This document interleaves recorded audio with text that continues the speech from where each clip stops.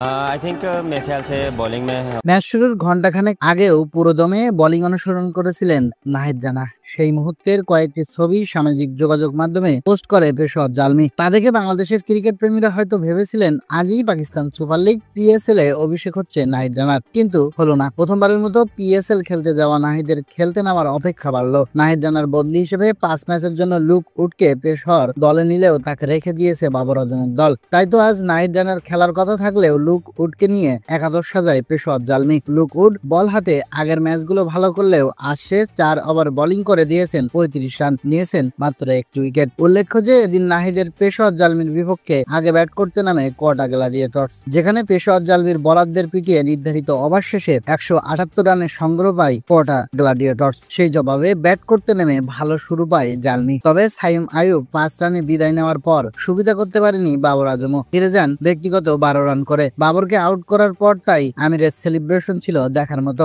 এরপর আব্দুল সামাদ আউট হলে 50 রানের মধ্যে 5 উইকেট হারায় পেশওয়ার জালমি। মূলত সেখানেই তারা ম্যাচ থেকে ছিটকে যায়, ফলে শেষ পর্যন্ত তারা থামে 114 রানে। দলের এমন হারের পর ম্যাচ শেষে নাহিদকে স্মরণ করেন অধিনায়ক বাবর আজম। বলেন, আমরা বোলিং ব্যাটিং কোনোটাতেই ভালো করতে পারিনি, তবে আমরা সামনের ম্যাচে ঘুরে দাঁড়াবো। আমাদের বোলিং সাইডে এখন নাহিদ রানা আছে, তাকেও নিয়ে আমাদের বড়সড় পরিকল্পনা থাকবে। প্রিয় দর্শক, আগামী ম্যাচে নাহিদ রানা কি একাদশের সুযোগ পাবে? এ ব্যাপারে আপনার মন্তব্য জানিয়ে দিন কমেন্ট বক্সে।